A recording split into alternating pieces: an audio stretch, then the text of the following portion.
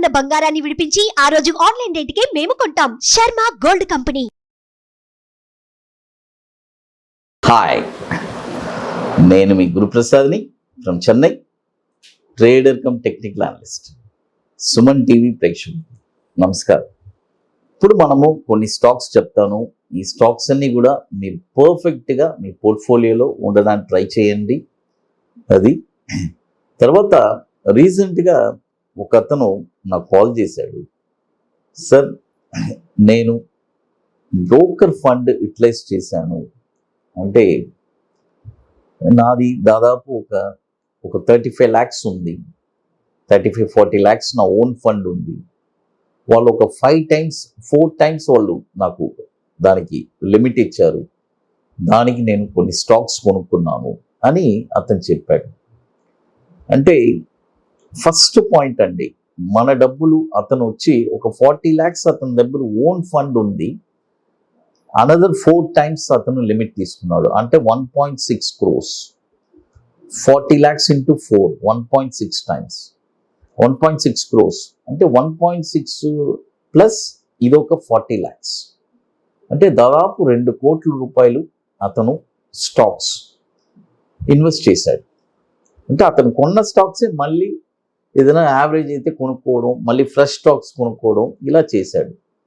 First point నేను చెప్తాను, వినండి. ఇది చాలా లెంత్గానే ఉంటుంది, బట్ టుమారో రేపు కూడా ఈ వీడియో అలా కంటిన్యూ చేసేది కొన్ని టాపిక్స్ చెప్తాను. ఫస్ట్ పాయింట్ వచ్చి, మీరు బ్రోకర్ ఫండ్ అసలు యూటిలైజ్ చేయకూడదు. ఫస్ట్ పాయింట్ చాలా ఇంపార్టెంట్ పాయింట్.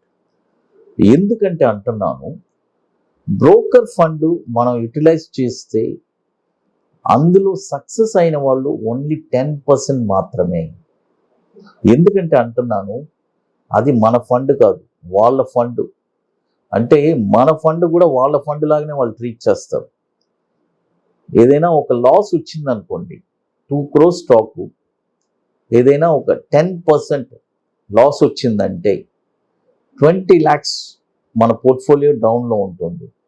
వాళ్ళు ఏం చేయరు, చాలా కూల్గా స్క్వేర్ ఆఫ్ చేసేసి మిగతా మీ 20 లక్షలు మీకు ఇచ్చేసి వెళ్ళిపోతారు.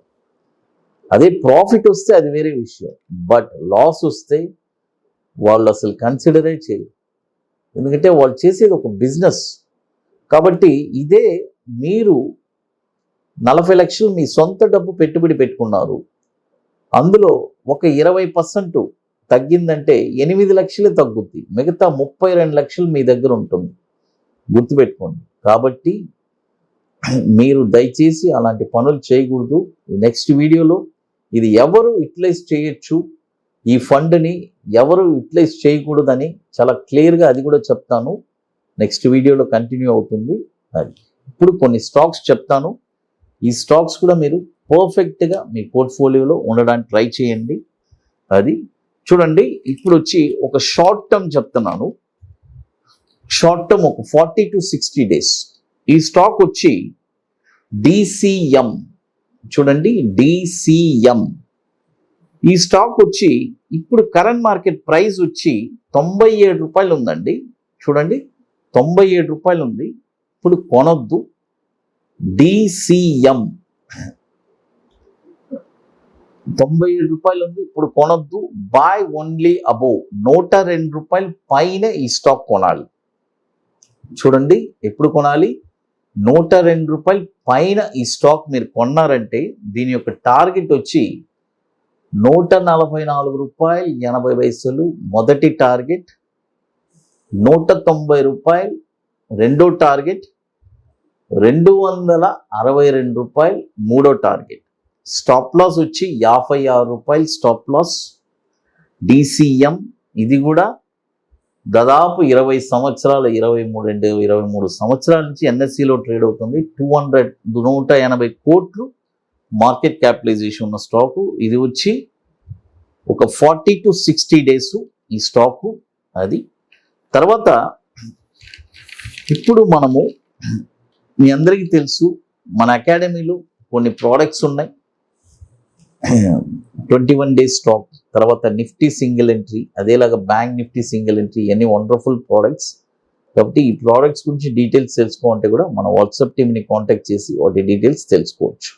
అది తర్వాత ఇప్పుడు ఒక 9 months హోల్డింగ్, 9 నెలలు, 9 to 12 months, 9 నెలల నుంచి 12 నెలల లోపు ఈ స్టాక్స్ మీకు ఒక మంచి రిటర్న్స్ ఇవ్వడానికి అవకాశం ఉంది. చెప్తాను, మళ్ళీ హోల్డింగ్ చేసే కెపాసిటీ ఉండే వాళ్ళకి మాత్రమే అని. అది చాలా ఇంపార్టెంట్. స్ట్రిక్ట్గా ఎందుకు ఈ మాట అంటున్నానంటే, అనవసరంగా మీరు కొనకూడదు. ఎందుకంటే ఏదో చెప్పారు కొనేసాను సార్ అని అలాంటి మాటే ఉండకూడదు.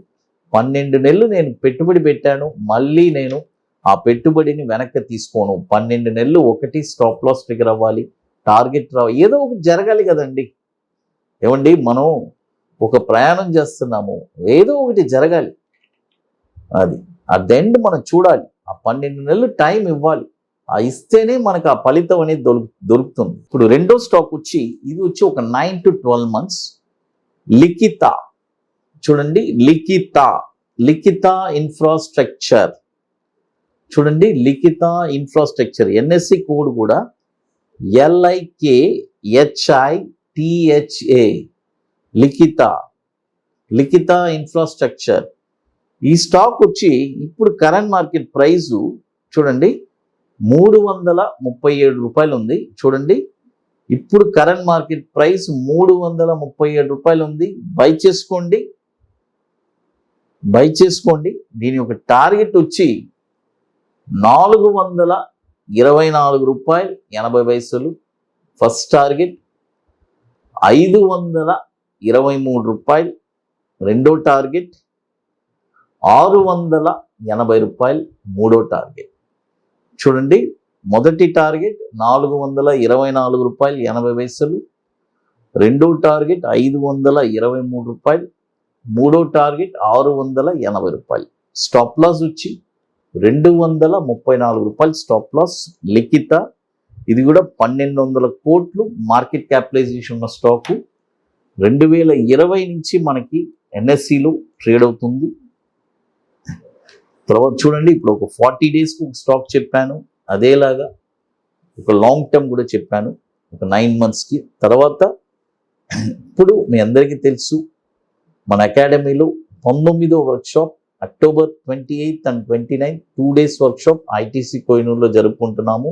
వండర్ఫుల్ వర్క్షాప్, సీట్స్ కంప్లీట్ అయిపోయింది ఆల్రెడీ. ఇప్పుడు చెన్నైలో 20th వర్క్షాప్ మన అకాడమీలో జరుపుతున్నాము.